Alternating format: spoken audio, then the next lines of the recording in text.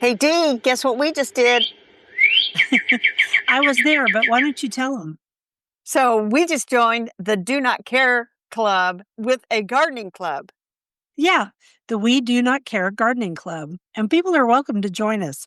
And it's in another file. So we're just going to start this episode, right? We are just going to start this episode and they will go have to look for our YouTube video. Welcome to the Garden Angelist, where we chat about flowers, veggies, and all the best dirt. I'm Carol Michael from Indianapolis, Indiana, where I have a suburban garden measured in square feet. It's about 1/3 of an acre. And I'm Dee Nash from Guthrie, Oklahoma, where I still have a large garden out in the country. We are Garden Angelists because we love gardening, and we want you to love it too. Yes, we do. And we aren't afraid to tell all of our gardening secrets, the good, the bad, and even the ugly. But let's move on to this week's episode. Carol, how does your garden grow in the beginning of August? Well, second week. Yes, and so it's been 5 days since we last recorded, since we recorded on Sunday, and now it is Friday. So I did mow the lawn, and I finally cut back some mulberry trees that were growing up through some flowering quince. I had Yeah. I had long sleeves, long pants, and I had to crawl under there with a reciprocating saw to cut off where it kept coming back from the roots. Yeah. So anyway, I did some other weeding too while I was down there. Other than that, it has gotten hot again, so I've mostly picked some vegetables.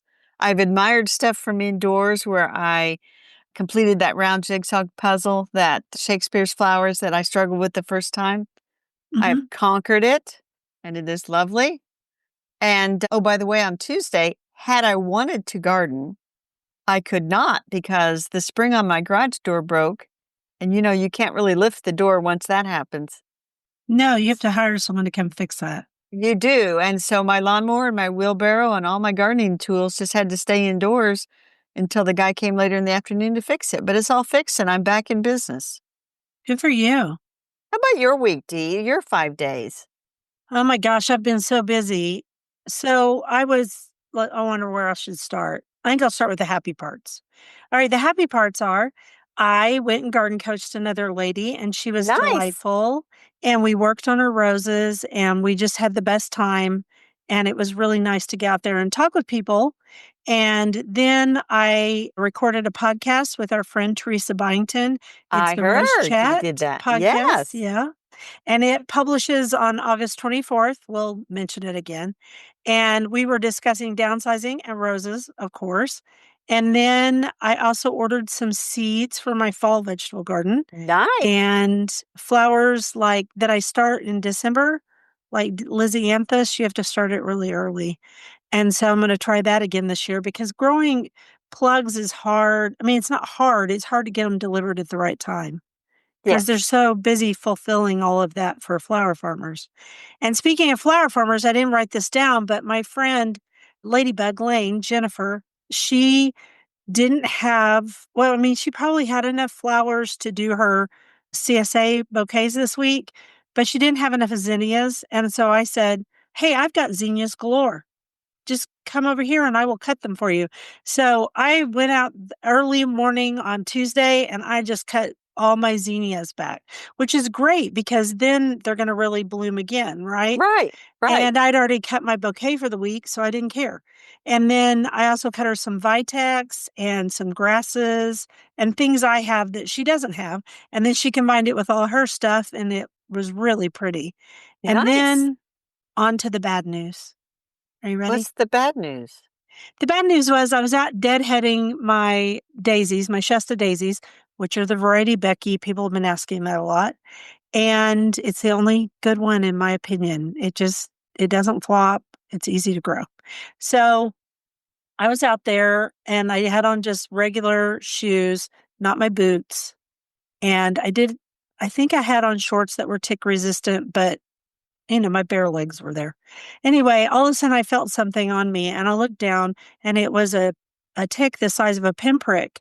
And Tick Encounter in Rhode Island had said that the larval ticks were out. And if they're out in Rhode Island, they're out here. Right. And so Right. I looked down at her and I thought, oh, and I grabbed her and then I thought, this is an opportunity to do another video. So I I stuck her on a saw. rock. I stuck her on a rock and I showed how she kept crawling under this pebble because they don't like the sun. So that was not very fun. And then I decided I didn't want to deadhead anymore. I could imagine why you would go back inside after that. So I just came back inside. And then I'm going to be speaking. I'm back speaking again because Zolair is amazing stuff. And so I'm speaking to the Oklahoma Organic Gardeners Association on August 22nd at 7 p.m. at OSU OKC, which is down off of Portland in Oklahoma City. So if anyone's around, I'm pretty sure it's open to the public. And so please come because we would love to see you. I'm going to talk about basically being resilient in Oklahoma because it's Yeah. Yes. Yeah. Yeah. That earth, wind, and fire and ticks. Yeah, I think that's what I'm going to talk about. So, play favorites. What's your favorite this week?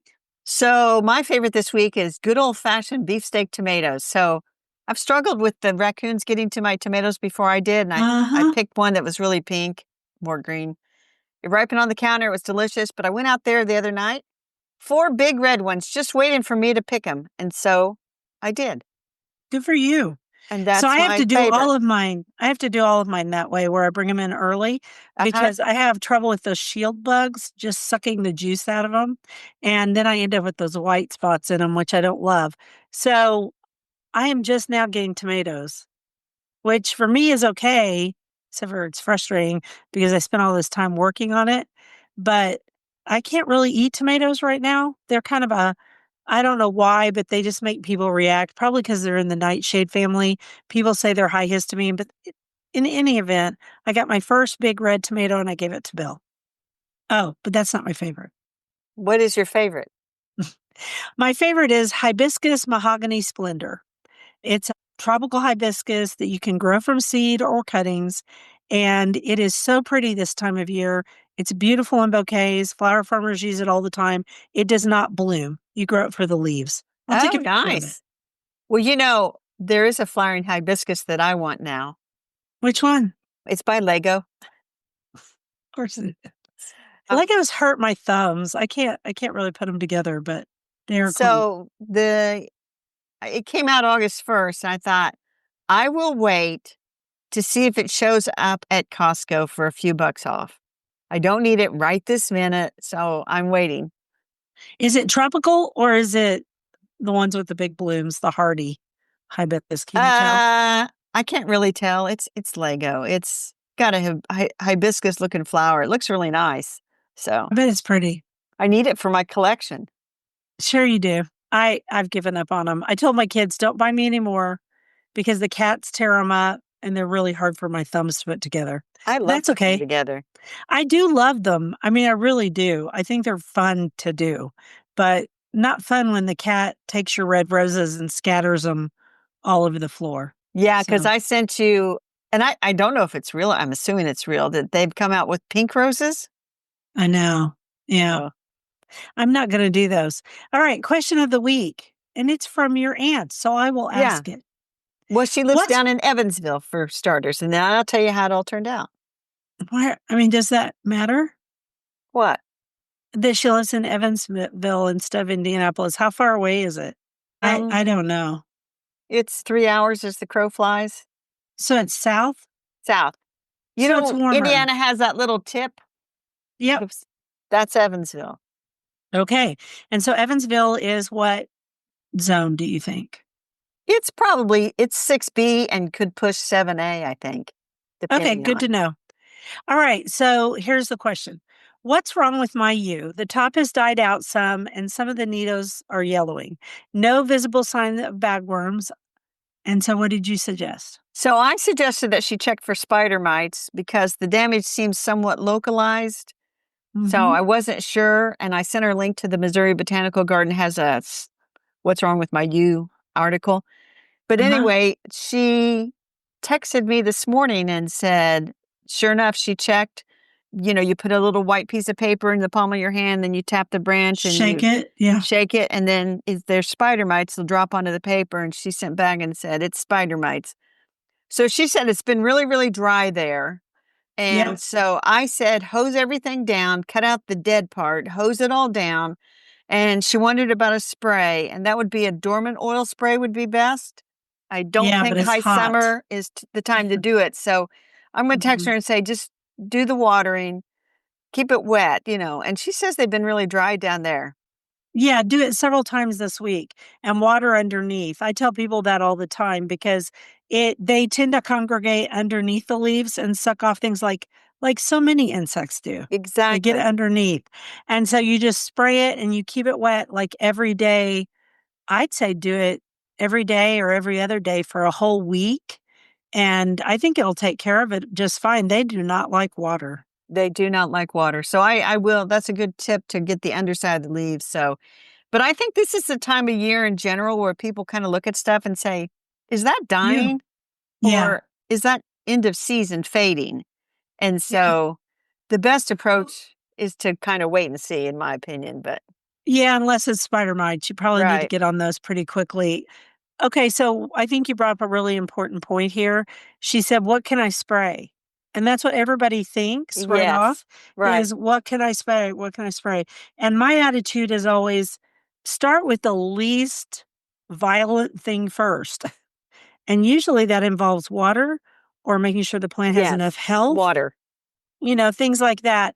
Then you can go up to soap for some things, but it doesn't always work. Right. And dormant oils this time of year? No, No, no, it's not. too Yeah. So hot. it is too hot. So I will remind her of that. But anyway, I'll do a quote and we'll get into our flower topic. That was a great question, It Carol. was a good question. And it just came in last night when I'm like, what's our question going to be? Good thing. August is the slow, gentle month that stretches out the longest across the span of a year. It yawns and lingers on with the light in its palms. Victoria Erickson. Yes, Cool. except time seems to go faster, but It goes on faster and faster the older you get. So, flowers, this week we are going to focus on the letter U. And you and I looked at each other last week and uh-huh. said, darn it, we did umbels. But you know what? We're going to do them again. We are? I didn't think we were going to do them. We came up with Well, we can do umbels just quickly. We like umbels. Go to the previous deal and yes, I'll tell you listen. what, your assignment, D, is to find those episodes where we talked about umbels. And there's one way back when we were doing botanical terms. I can find them. You can I'm good find. at that. You are very Okay, good. so instead, you said let's go in a different direction. Underground, underutilized, underplanting, which is actually really good. Good job. Yeah. Thank you. Thank you. So underground, Underground.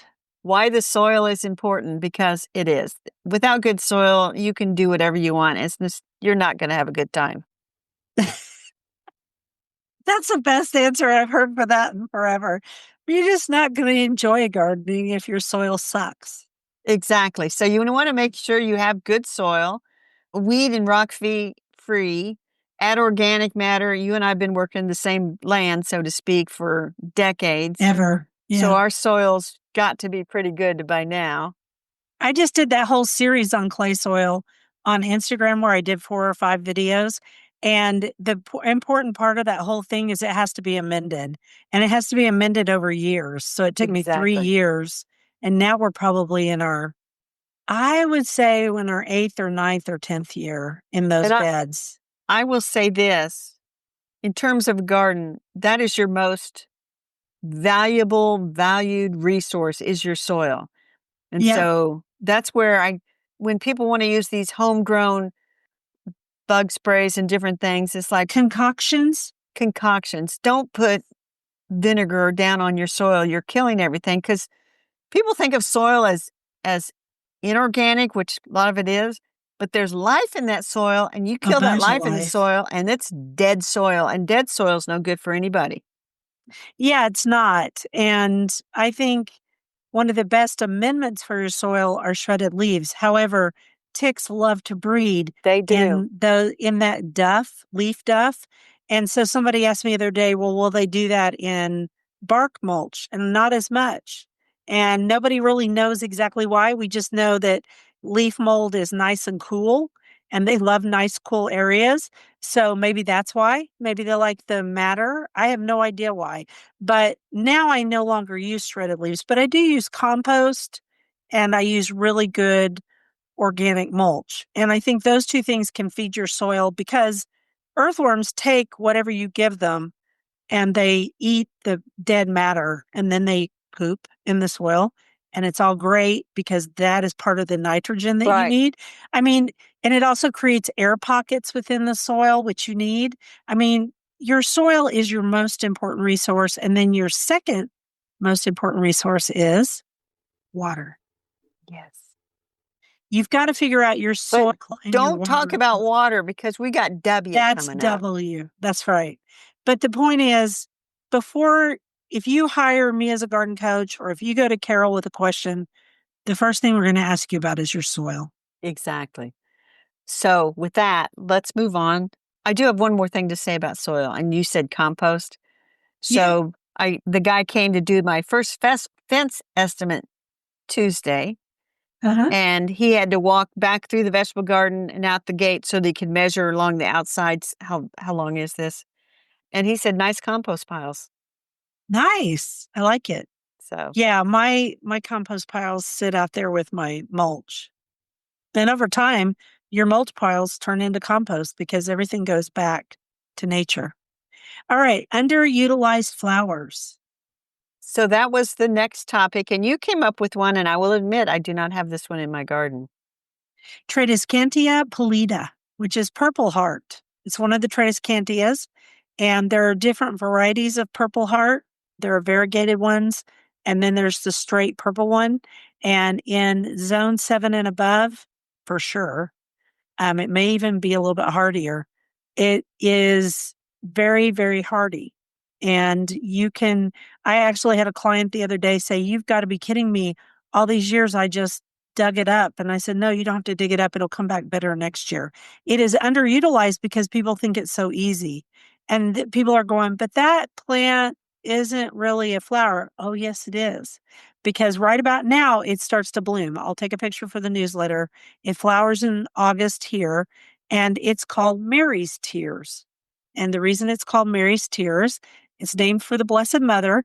And when you pull that little flower out, it has blue nectar. Nice.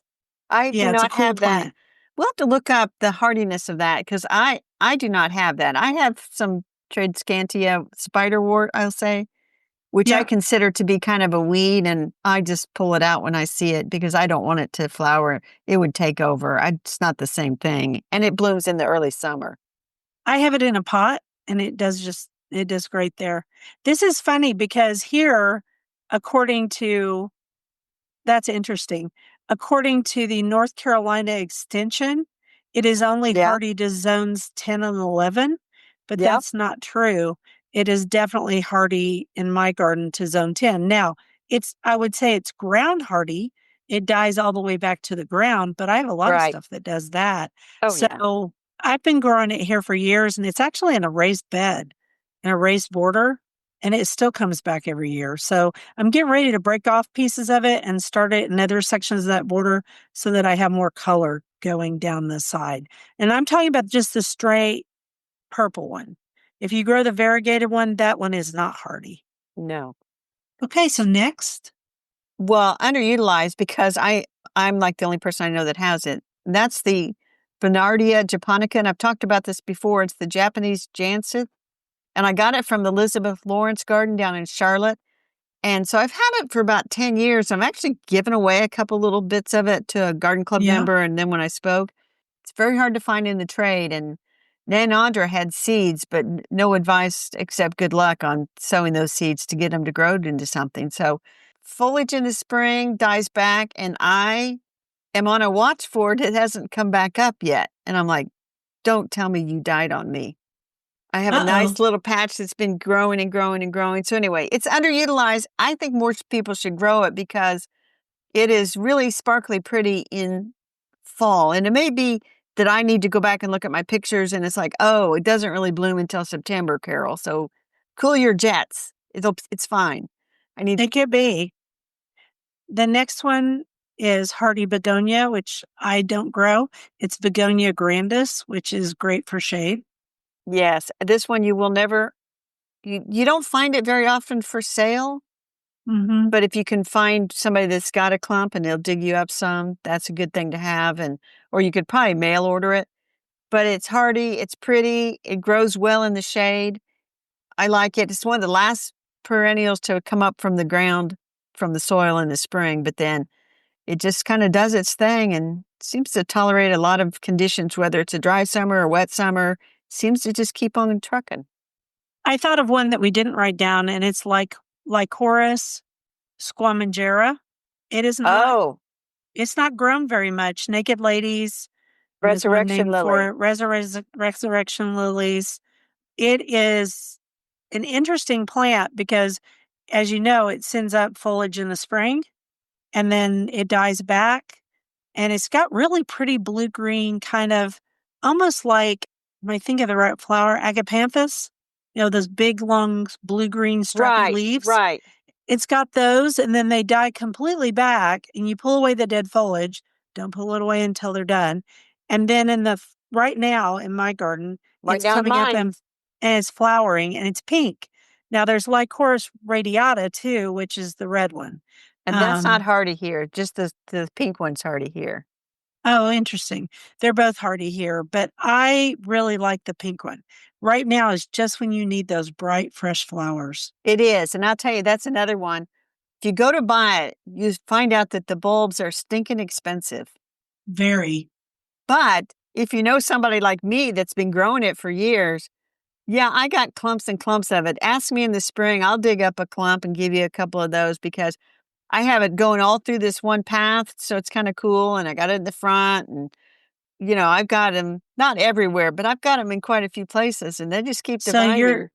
you're going to supply that picture because I don't have that many. Okay, I'll supply a picture. One more thing about it. When you go to plant it, I think it's better to plant it in the green Yes, it in the is. I springtime. think so. I grew it from bulbs that I bought, and it took me a really long time to get it going. And I finally did. Now I've got a client who reached out to me this week and said it is still not blooming in her garden. She bought it. And I said, it takes it sometimes 3 years to get going because it's cranky Find when it's dry. find you a gardener that's got a bunch of it and they'll dig you up a spot. And the funny thing is, it's an old-fashioned flower, and we'll get to other old-fashioned flowers that need to come back.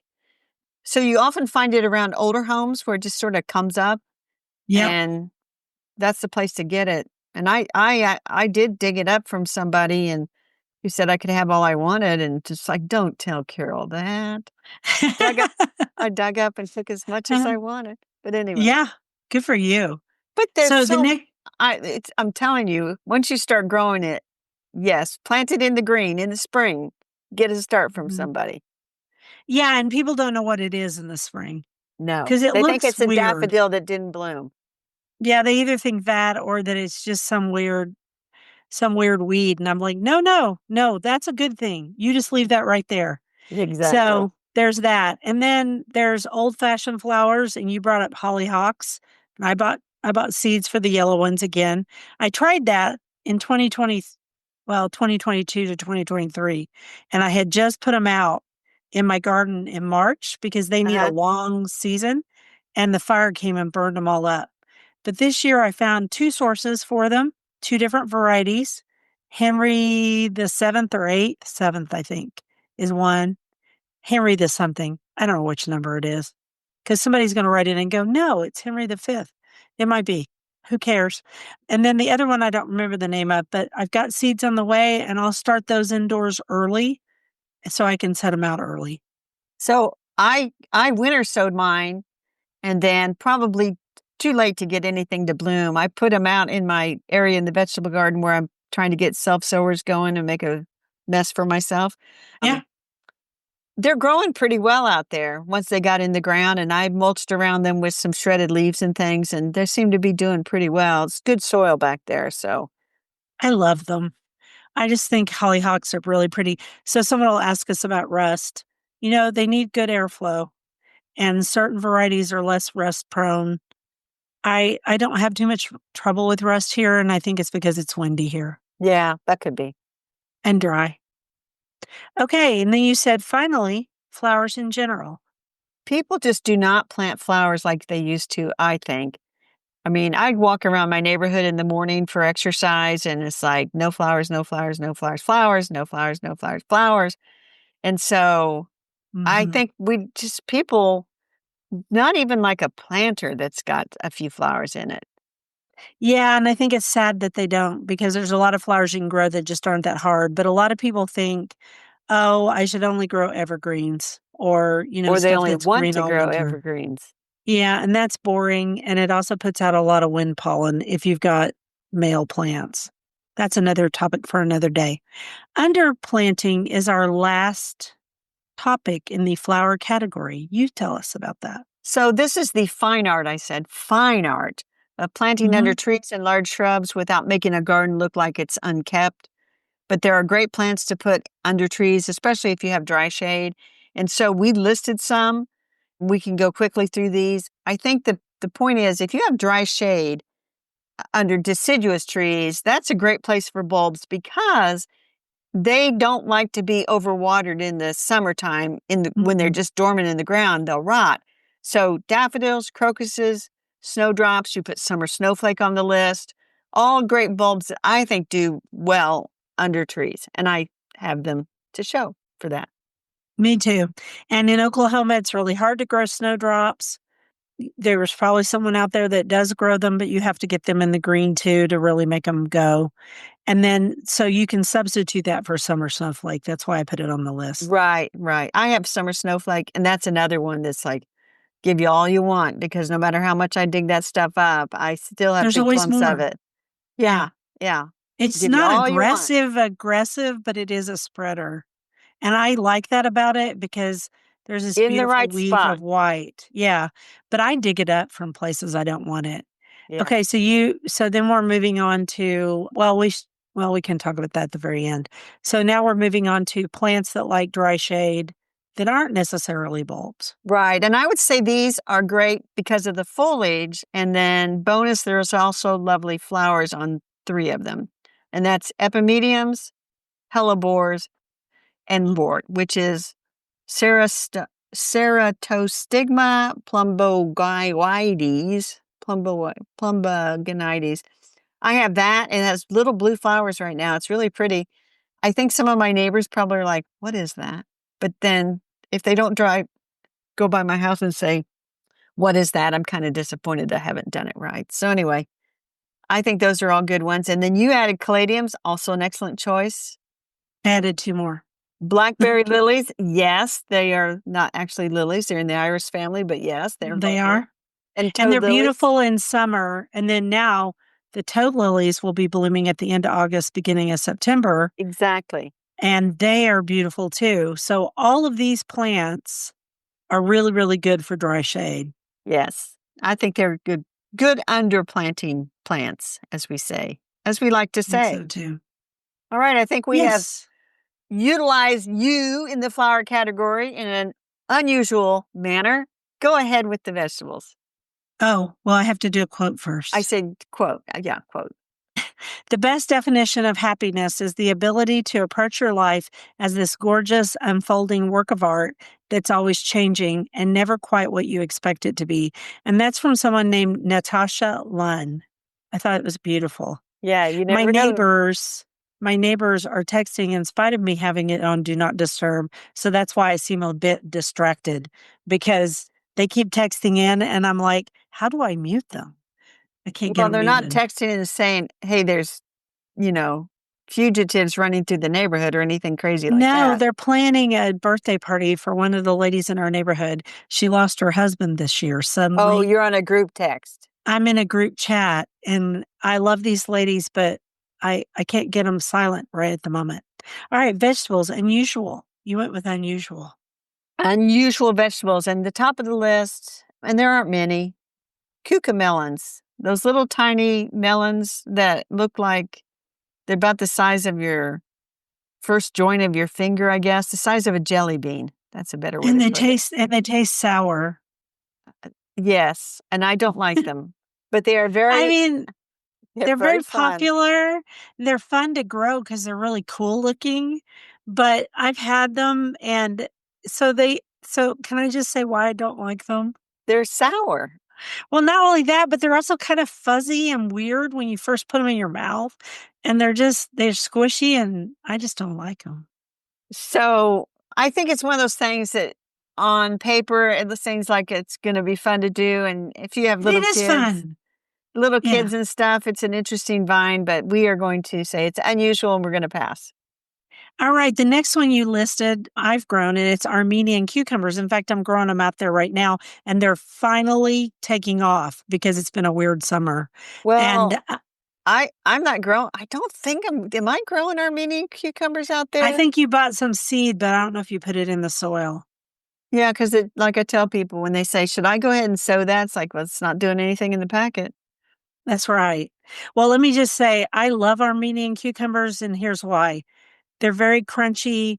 They don't have any bitter taste. Cucumber beetles don't seem to really like them that much, which they should because they're not bitter, but whatever. And then on top of that, they don't have that burpiness factor.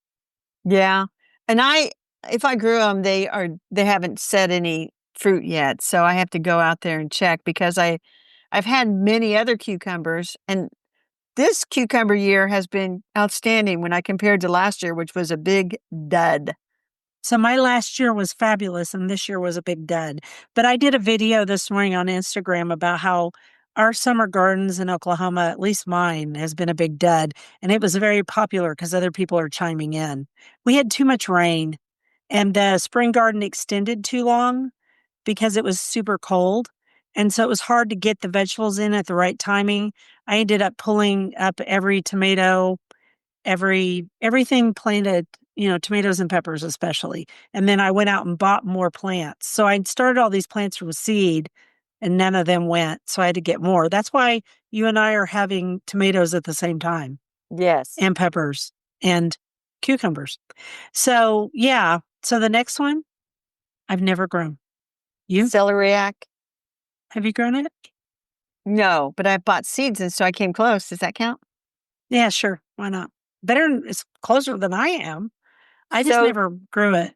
it's celery root, and so I did buy some celery starts at the greenhouse this spring, and they died because I didn't keep them watered enough. And Uh-huh. so I'm told that if you grow celery root instead, it's easier to grow and you kind of get that big root ball and then you can slice it or peel off pieces of it You know and it what? People tastes make like it celery. into And they mix it with mashed potatoes. Oh, So they nice. sometimes they roast or whatever, roast it or they boil it and then they add it to mashed potatoes and it's really good. And I've then had it that way. the next thing on the list I put was fall vegetables in general that a lot of people think, well, I go out and plant my garden in May, see what comes up and harvest everything, and that's it. And so they forget that fall is a great season for the vegetable garden. And in Oklahoma, we really have 3 vegetable seasons, really clearly. We have the spring vegetable season, and then we have ours we do in late April for summer crops normally. But sometimes we have to stretch it into the beginning of May. It depends on how cold it is. And then now we'll do fall. We'll start doing fall. But you have to time it just right. And I'm going to have Yeah. a video on that. I recorded it this morning. I'll probably post it tomorrow. Nice. So I will confess that I failed to plant as much for the fall as I should. I need Mhm. to go through my seeds. I have radishes I could definitely put out there. I probably have some turnips I could definitely get out there. Maybe start some more kale, some more spinach, and see what happens. And here, depending on how early winter arrives, you may have to use some cover if you want to kind of extend things a little bit, which, as we like Sure. to say, that's a lot of work.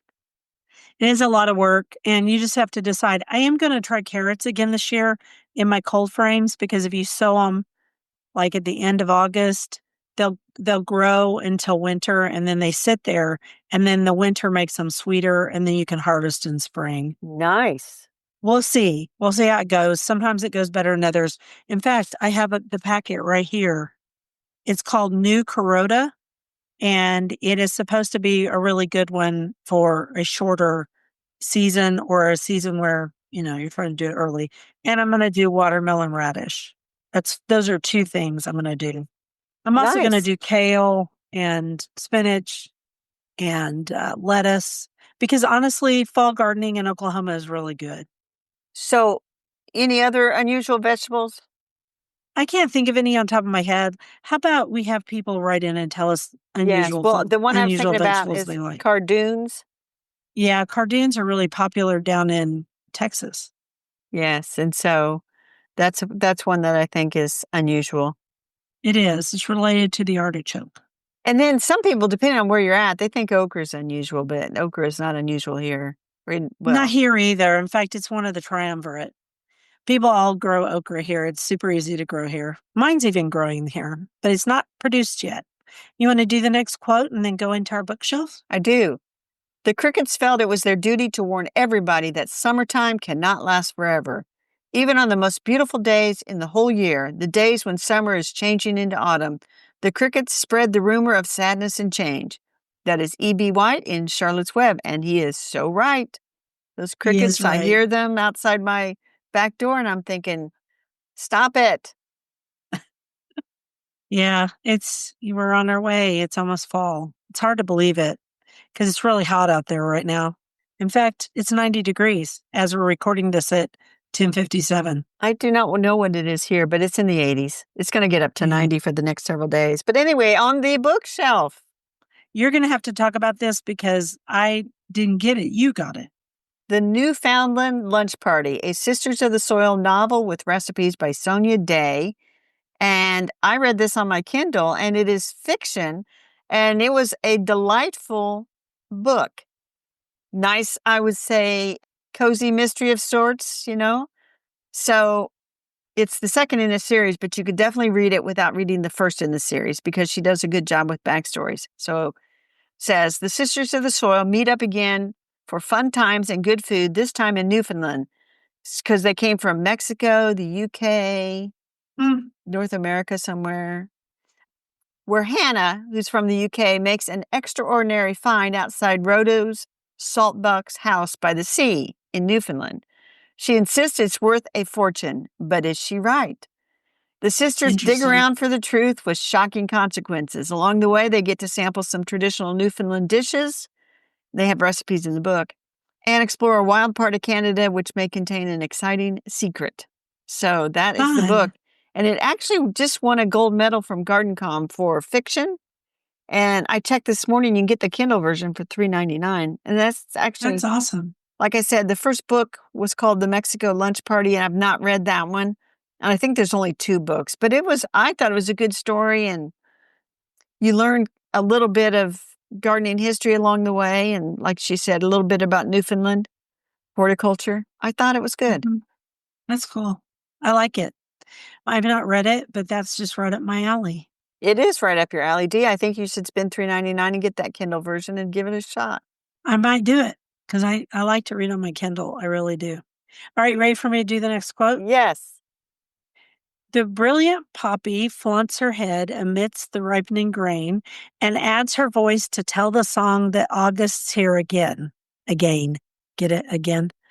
Helen Maria Winslow from the poem August. So that begs the question, what poppy is flowering in August wherever this lady is from? I do not know. I'm thinking, Because my poppies all flower in the spring, but ditto. okay, maybe she's down under and hers flower, because Australia or New Zealand or somewhere. I don't know. Anyway, but then they wouldn't have ripening grain. So I don't know. It's just a I weird do deal. not I know. still like it. It sounds good. Let's Yeah. just go on. Dirt. So I found this. It's the Roblox Grow a Garden online game is quite the phenomenon of the summer. Now, I know nothing of this online gaming world, Dee. And we had Gen Con here last week, the world's largest tabletop gaming convention. 75,000 people Yes.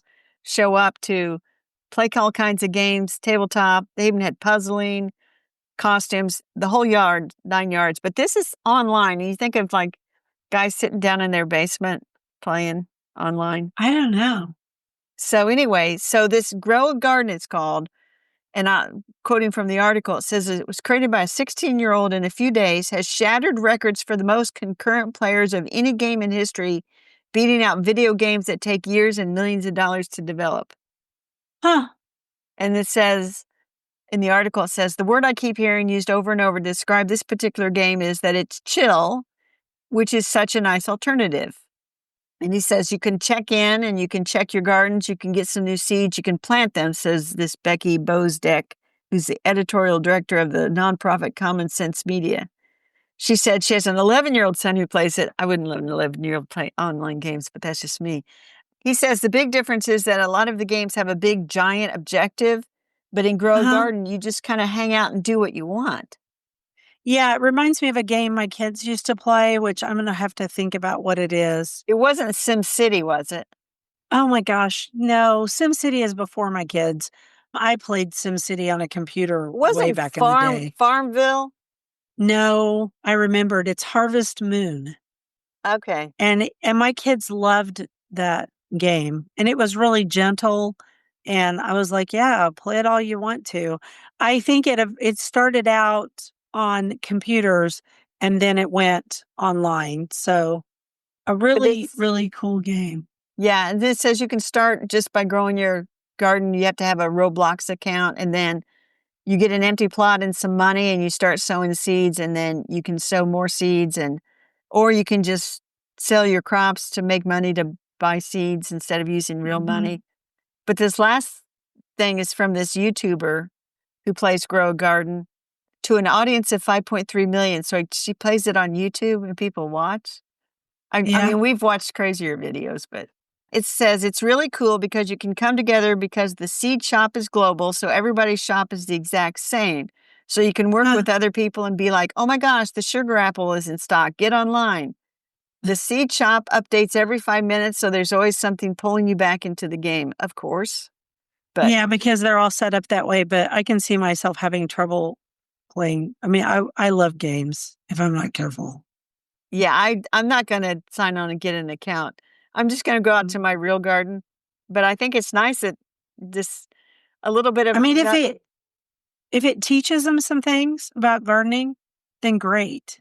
yeah, Who knows if it does, but I think going outside and we don't go outside enough anyway. None of us get enough vitamin D.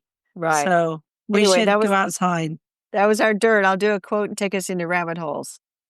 Down the lanes of August with her blossoms at our feet, rich with gold and scarlet, dripping wet with honey sweet. Rich or poor, no matter, here are splendors spread down the lanes of August for all who wish to tread. Edgar Guest. That's kind of a That was tongue a hard one twister. to read. Yeah. Yeah, it was kind of a tongue twister. So, rabbit holes, you want me to go first? Yeah, sure.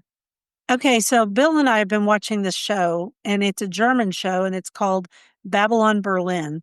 And Babylon Berlin came out a few years ago in Germany, and it is extremely well made. Now, uh, you can watch it on this app called MHZ Choice app. And the way I found the show is I went online and looked up bingeable shows because at night we watch TV together. It's Right. something he really enjoys.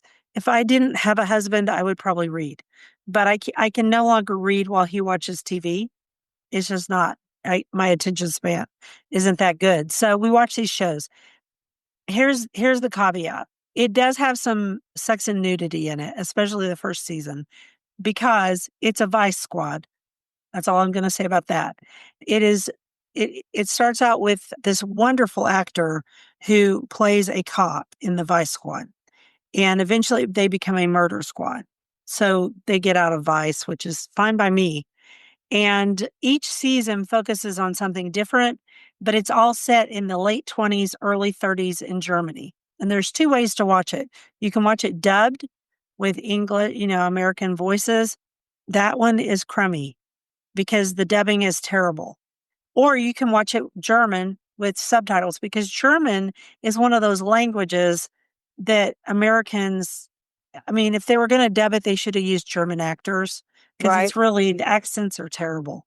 So I worked really hard and eventually I downloaded the MHZ Choice app directly onto my streaming device instead of trying to do it through Apple or through Prime because it was really hard to not get the dubbed version. And what else do I want to say about that? Why is it a rabbit hole?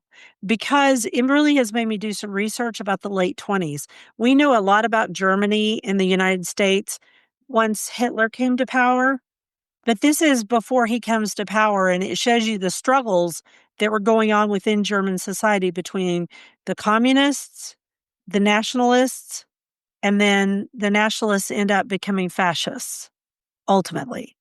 So it's just really good. The characters are fully formed characters. Right. They're very sympathetic. They're not perfect, and they'd make a lot of human mistakes and bad choices here and there, but it just tells you how hard it was to make it back then. I mean, inflation was really high and a lot of stuff was going on. There's Sure. also in the third season, it's about the German cinema, which was very avant-garde because the Oh, French cinema was extremely avant-garde. And then that kind of went to Germany, they're right next door. And also, it kind of went to the United States, but it became film noir here. And Bill and I are really interested in that time period anyway. So I knew he would probably like it. And he's gotten a lot better at watching foreign movies with subtitles. But you really have to watch it. You can't play it on your phone because no, you not with don't know what subtitles. they're saying. But I will say this, a lot of our language has German words in it Yes. because we're considered, I won't use that word, but we're considered a mixed up language. Yes. So English has a lot of German and it has a lot of French. So it's been really fun to see some of the words because the French, and the French aren't going to like this, but if you go way back to France and Germany in the beginning, France was called Franc. Well, Franc is German. So a lot of the French society they're really German. They're right close to each other. So there you Well, go. that is true. And I will say this to that. People think my last name is French and it's German, as far as I Right, know. because it's pronounced Michael instead of Michelle. Yes. And my last name, my birth name is Arterburn, which is as German as it gets. And we have Franks in our household. And when I went and did my DNA, I thought I had a lot more Irish than I do. I do have some, but actually I am mostly French and German.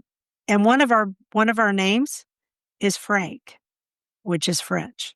I mean, it's German, but it means French. And so that's just really interesting. And so if you go back to French history and you go, wait, I'm talking the medieval period. That's when a Right. bunch of Germans came over. It's like the Anglo-Saxons, the same type of thing. So very, very interesting. And it was quite the rabbit hole. Your turn. Yes. Well, I was going to say the other thing was I saw a YouTube video of a podcast that's called How I Write. And this guy interviews famous authors and professors of writing and Ooh, stuff. cool. But this one professor talked about how you can tell whether an English word came from the German or came from the French by Okay. the type of word it is. So I'll have to find that Yes, video. it's You'll true enjoy it. because, yeah, when I studied French, I can tell you that, like, for example, the word for pig, there's like 4 words for pig in our language, and swine is one of them. So, because the upper classes also spoke French and they did it especially in Russia. And that's another part about this show that's interesting. They have a lot of Russian immigrants. And a lot of that is because of World War One. So the very first season is a lot about World War One and also post-traumatic stress syndrome. Huh. Very interesting, but a weird show, and it does have nudity and some sex. So I will bring us back into the gardening world because I wrote about the latest lost lady of garden writing this past week, Lena May Macaulay. I like her And name. she wrote a big old book called The Joy of Gardens in 1911. And then she just went on. And from there, she was an art editor and critic. And so that was her one and only book. Huh. Interesting. So she writes about how you would expect somebody to write in 1911. So the sentences are like this long for, Victorian sentences. Yeah. Victorian sentences. Yes, very much so. But I just happened to see the cover of the book on an Instagram account called Honeybee Mill Books. Uh-huh. And so do not look at their site unless you have some big bucks to spend on collectible Ooh. gardening books. Oh, they have really, Do really not. pretty Do things. not. But so anyway, I thought she was kind of Oh, interesting. I pulled a couple of quotes from her book, which you can read online, and we'll put a link to that. that's very interesting. I'm reading that novel, Catherine, Uh-huh. and I just saw on this deal that one of their books, which is fabulous looking, is an 1854 copy. It's a German book. The Pilgrimage of the Flower Spirits is the name of it in English. And the interesting thing is there's a real character because Catherine's she was the Lady of Swinford. Her mother-in-law thought the water spirits were calling to her because she kind of lost her mind. So it has a gardening element.